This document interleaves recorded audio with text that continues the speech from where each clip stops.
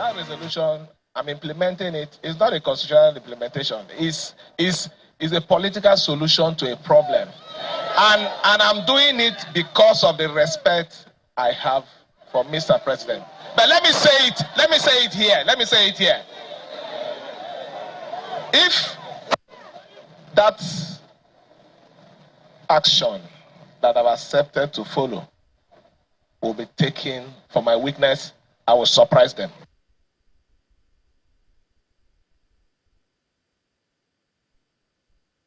All right, so back to Rivers politics. And so we've got two gentlemen joining us here this morning to give us their legal perspective on some of these matters as they are playing out. Richard Wokocha is an associate professor of public law, Rivers State University, and former chairman of MBA Omuku. And then we also do have Mr. Monday Ubani, former chairman, section of public interest and development, SPIDAL, and former second vice president of the MBA. They both join us this morning to give us their thoughts on what is going on. Good morning, gentlemen. Thank you for joining us on the program today. Prof, let me start with you on this matter. Yes, we've just heard the governor talking about this agreement and that he is actually implementing it, because there's another narrative in another quarters. In fact, they interpret the State House of Assembly saying they're asking him to represent the budget, which suggests it's part of the agreement. So he's not representing the budget. They consider it tantamount to not implementing the budget, contrary to what the governor has claimed. Now, from your perspective, what is the way to go about this? I mean, if he says he's implementing it, what does the law say in the first place? Is it lawful for the governor to represent this budget to the State House of Assembly?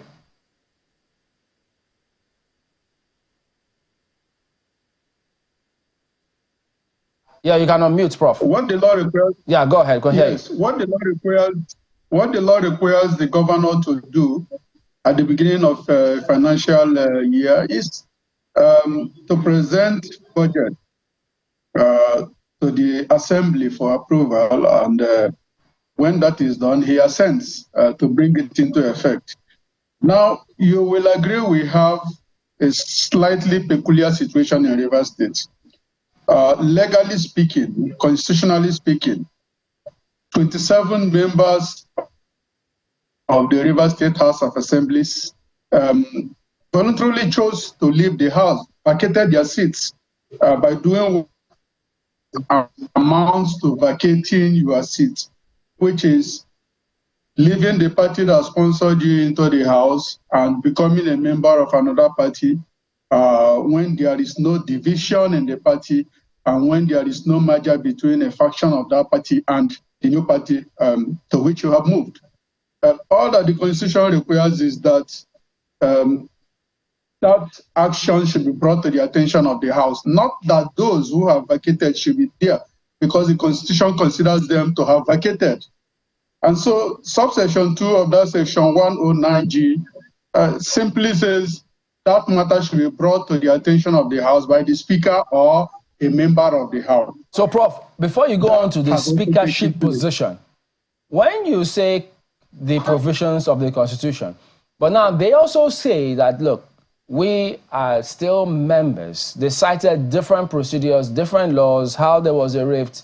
So can we assume, without probably, since there's a division on this matter, if what if they claim, look, as far as we are concerned, there is no law, no judgment that has said we are not members, and as such, we are members? No. You see, the fact is that the Constitution does not require a court to make pronunciation. The Constitution did not say a court should be approached to make pronunciation. The heading of that section 109 is vacation of seat of members. So you vacate your seat. And the Constitution simply says, under subsection 2, that when any of the items, not just defection, all of the other items that are listed under section 9, when any of them happens, it should be brought to the attention of the House. And the procedure does not require that the person should be present or that the person should defend himself and all of that. It's simply to bring that fact to the attention of the House, And then those seats will be declared vacant. Never the INEC do the needful. Now, for the issue of yes. Go ahead. You are saying something? Yeah, go ahead and talk about that speakership position. Good.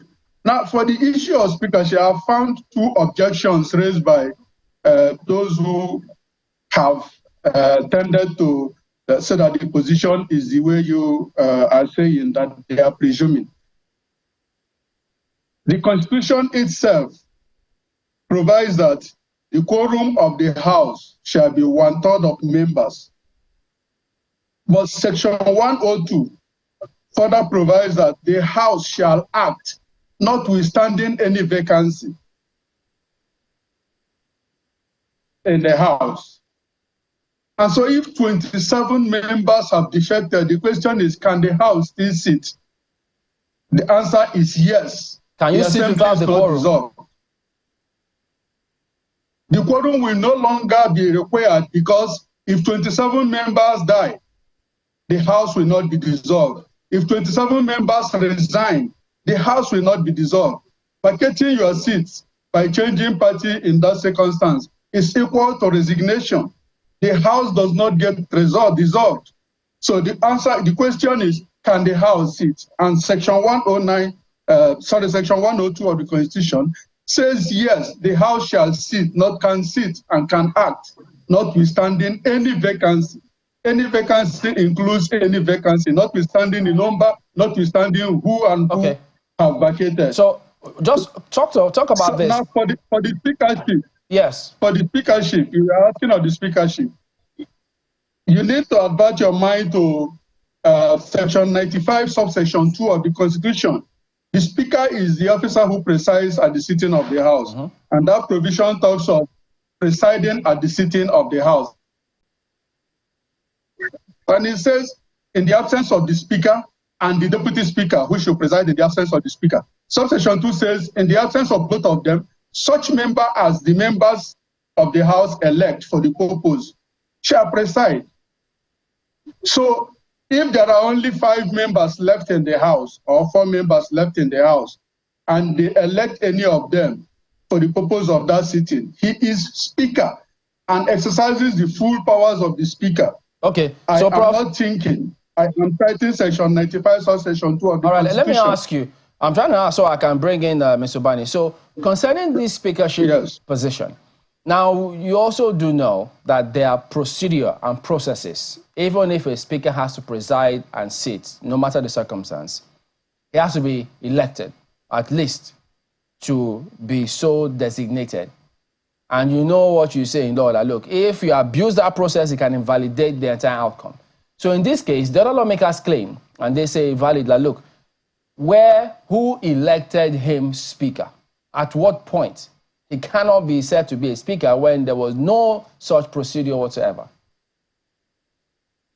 Now, all that Section 95, subsection 2 requires is that as they are seated, if the Speaker and the Deputy Speaker are not present, the members present shall elect any of them to preside over that meeting for that purpose.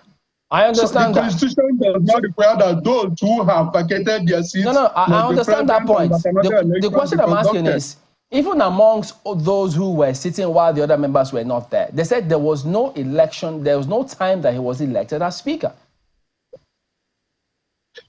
So how did the House sit? How did the person who presided preside? Did the others not agree to his presiding? No, because that is all that is required. So that's what they're claiming. They're saying that, look, there is no proceedings, there's no record, there's no documentation whatsoever that he was elected, that he just proclaimed himself, and then everybody ran with it.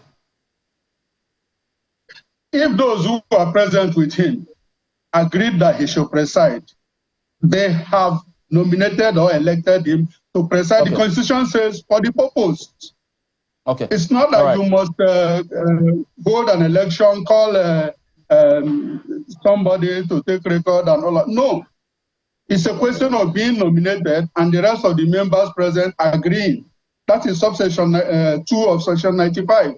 Okay, we'll hear you. It is what happens in the absence of the elected speaker and just as I said, speaker. I mean, they were saying there was no sitting whatsoever, that he proclaimed himself, that if anybody claims otherwise, show the public those details. But we'll hear you, though. Let's bring in Mr. Ubani and get his perspective. Mr. Ubani, you've heard Professor Richard Wokocha's perspective on this particular matter. What do you think of it?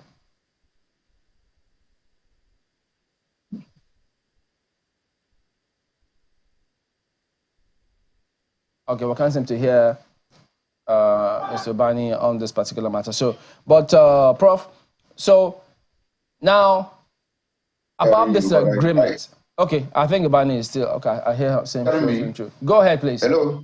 Yes, go ahead. Are you hearing me? I'm hearing you. Go ahead. Yeah, there is a network interruption, but I know what you want to ask me. I'll try as much as possible, Kimberly, to be very non-partisan in my objective analysis I want to make concerning this particular matter. I want to say this, that if you follow the issue of law and constitutional provision in order to resolve the problem in Rivers, we may not have a solution to that particular crisis that have lingered for some time. My solution is that let us go to where both of them went to Aso Rock in order to meet the president, who felt totally embarrassed that his minister that he had appointed is having a problem with his godson in Rivers State, and invited them to come to Aso Rock. And when they went to Aso Rock, they all sat down. And I'm sure the president must have asked them, what is the issue? And they must have explained. After which there was an agreement that was drawn up. Part of that agreement is, look, you want to impeach this man. Please, can you suspend any impeachment proceeding against the incumbent governor? There shouldn't be any impeachment. Now, Governor, please go back and present the budget that you said has been passed to the House, and let that budget be passed anew. And so they all agreed. And I remember I heard the governor say, look, he's going to do anything humanly possible in order to allow peace to reign in Rivers State. Even though he was blamed, some people were calling him names at that point. But the man says, I'm going to do anything that is humanly possible to allow peace to reign. Now we are back to that agreement that was reached in Aso Rock. I don't want to know what happened between him and his godfather. They have not told us what the problem is anyway. But the point is that we are looking for a solution now. The people of Rivers want good governance, and we must make a way forward. So they reach an agreement in Aso Rock. What are the terms of that agreement? Are they complying with the terms of that agreement? Mr. Ubani, I don't want to go into constitutional provision and into legality and order of the action, because if you do that, we run into a problem. Mr. Ubani, can you hear me? So let's talk about that agreement, because that's where the crux of the matter is. There are basic things on the agreement that both sides believe are not being adhered to. Now, I understand where you're coming from when you say you don't want to go through the constitutionality and all of that, because we'll run into a lot of trouble. Let's see if we can solve this between parties that are having issues. Ultimately, what can be done? Because they seem to have reached a point in the implementation of these agreements that they made with President Tinubu that they can't go any further. They are at a crossroad right now where no side is willing to budge. So we're back to the same situation that necessitated this agreement. What can be done? Should they have another meeting with the president? What solutions can be reached here? Because they're at a point where no one is moving anywhere.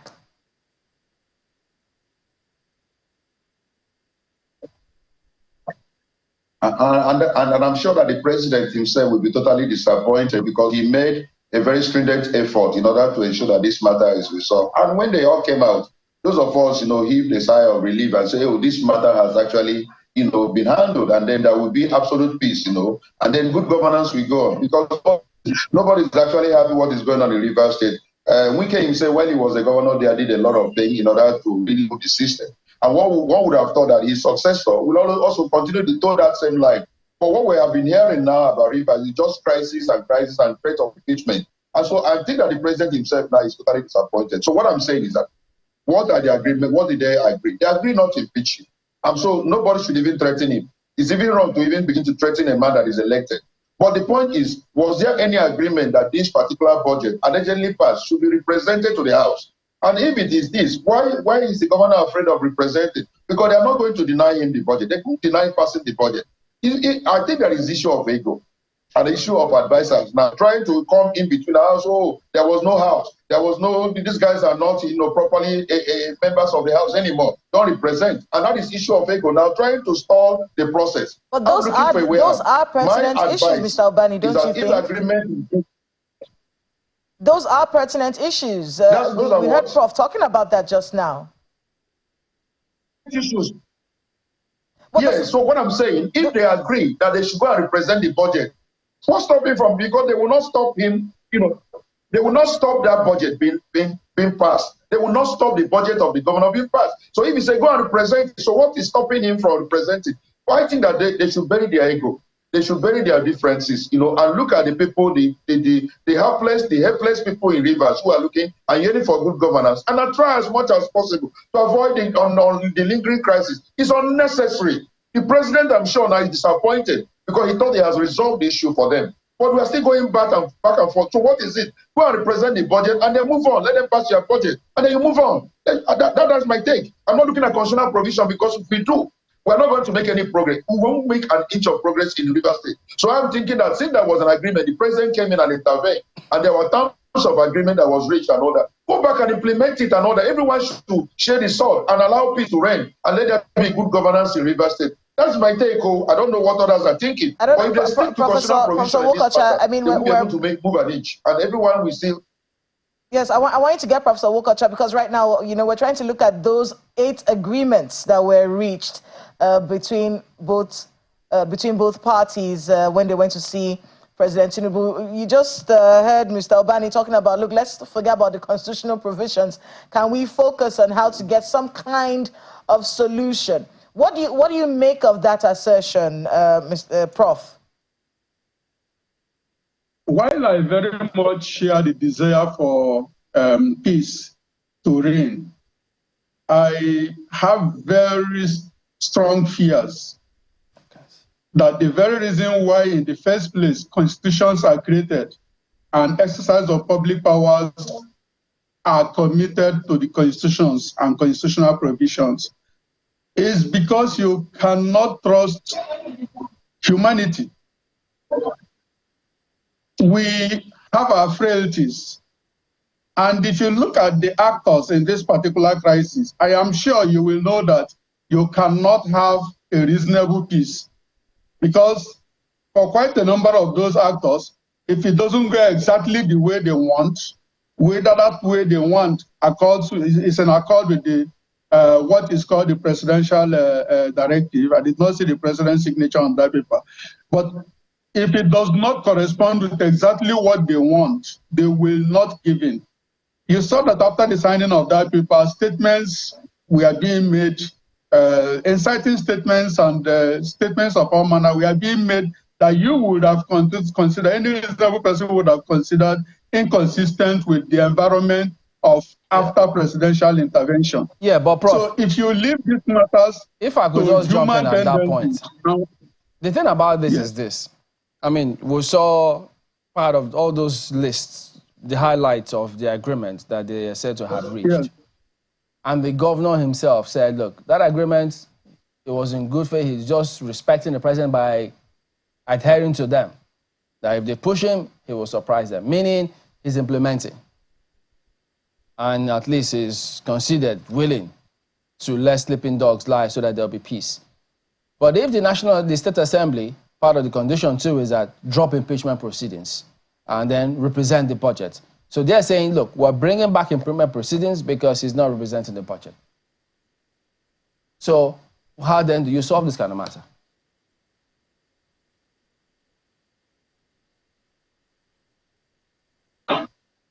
Okay.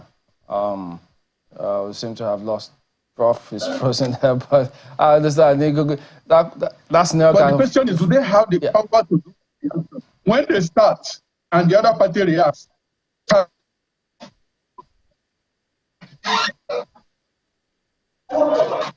Oh dear.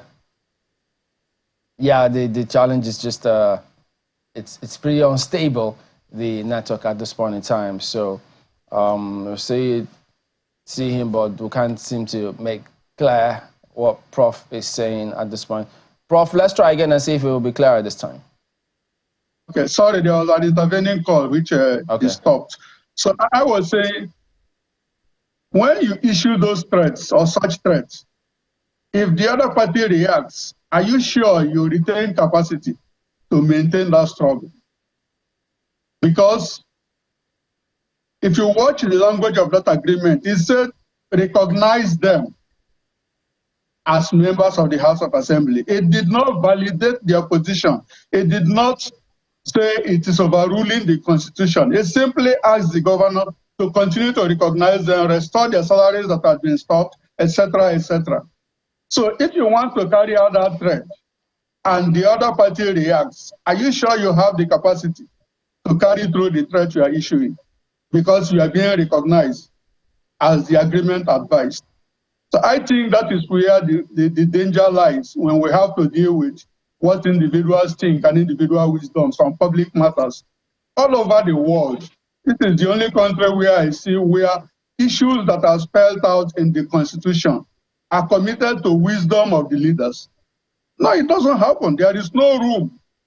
There is no. Who would quickly remind you that we probably have had a similar thing even in this Fourth Republic. One instance in that regard is the doctrine of necessity.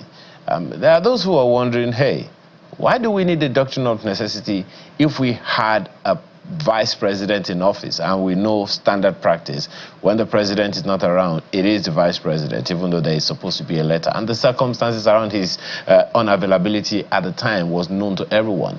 So that kind of thing has happened before. Sometimes it will seem like politics take precedence over the Constitution. How do we amend those things for the sake of posterity?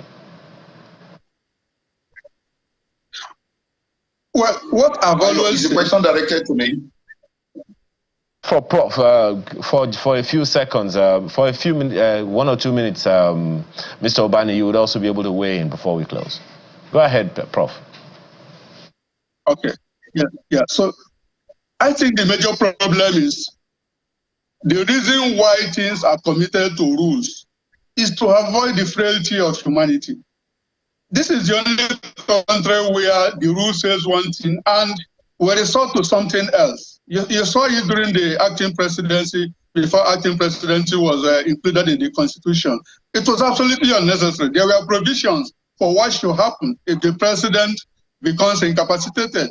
We chose to invent a doctrine of necessity over what was written in the law. We are having this headache because we are not following the law. My position is always work with the law. There is a reason why the law makes provisions for how public power should be exercised. Let me take that same question to Mr. Ubani. Well, Mr. Ubani, there is that position of Prof. Wokocha, and then there is also the position of politics. What is your own position in that regard?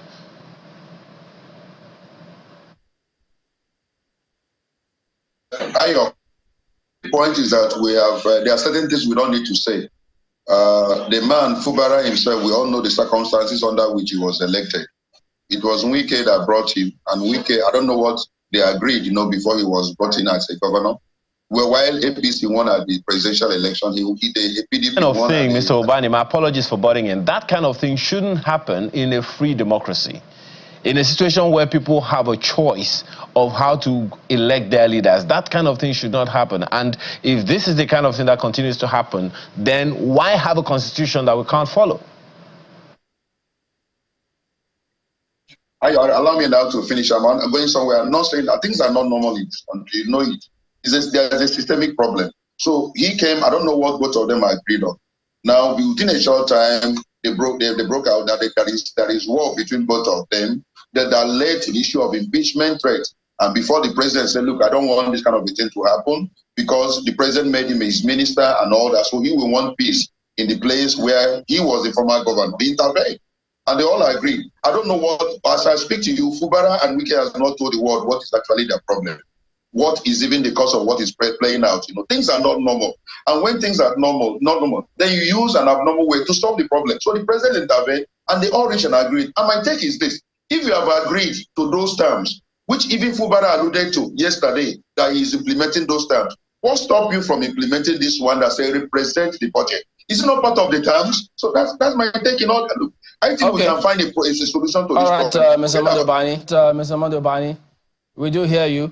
He's a former chairman, SPEDEL, that section of public interest and development, as well as former second vice president of the MBA. We've also had the pleasure of speaking with Richard Wokocha, who is an associate professor of public law university, Rivers State University. Thank you, gentlemen, for your perspectives here today. Just before we go, let's take some quick look at some of the messages that have been sent in about this power tariff increase. Quite a number of people have written in, so shall we have the very first ones who are talking about what their experience is about the electricity tariff hike. Several persons have spoken to us here. So this is from Abayami, who says, can this government define the word cushion? Okay, so all right, we hear you. He says he wants some kind of explanation when they say cushion. Can they explain to us what they mean when they say cushion? You know, so that message there from Abayomi Ogundo. Yeah, this message is from Prince Isaac. Okay, so Prince Isaac, Prince Ajibade Isaac. I live in Apori settlement. According to AEDC Electricity, we are on band A.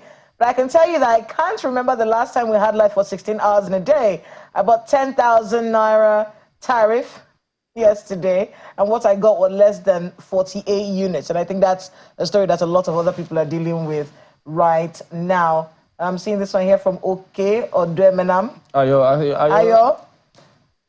That by OK Oduemenam is also interesting. It says power supply has improved in my area by up to 38 hours.